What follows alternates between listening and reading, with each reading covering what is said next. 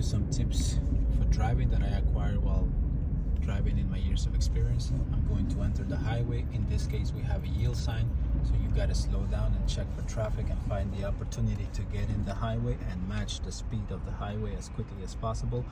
I have my indicator on. I'm checking my closest lane right now. I see some traffic that is far away, but this car is coming really fast, so I just slow down and wait. And here I find the opportunity, and when you enter the highway, you quickly speed up to the speed of the highway. You match the speed. That way the traffic that is coming on the highway already is not going to catch up to you too quickly, because it's very risky and very dangerous if you enter too slow on the highway.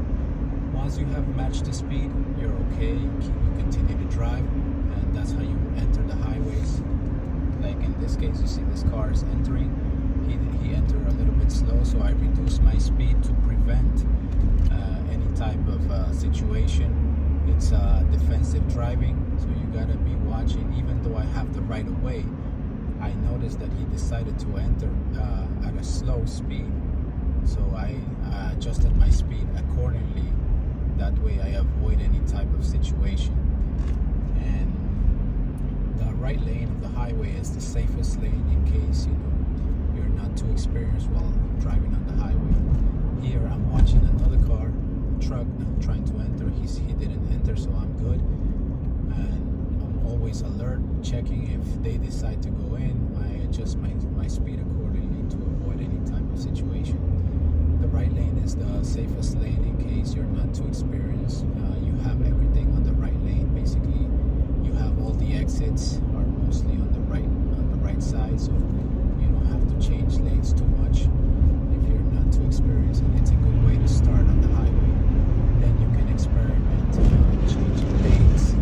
The more confident you get while driving on the highway.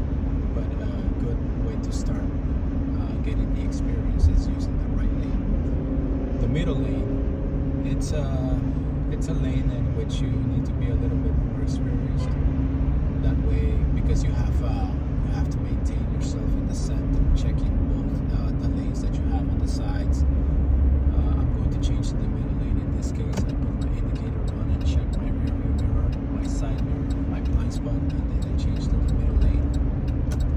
And in this case, this lane I have to be checking both lanes that I have on my sides, my left and my right side. It requires a good amount of concentration, staying focused, being alert the entire time, checking both lanes because you're in the middle of two lanes on the sides. And then the left lane, it's the overtaking lane. It should be used for passing, but then after you pass some traffic, you go back to your other lanes. It's not a lane in which you want to be for too long, because a lot of traffic tends to speed a little bit too much in that lane. So you want to use it just for overtaking, passing some traffic, and going back to your other lanes, in the middle lane or the right lane in case you're not too experienced to be a bit safer. It's not the safest lane.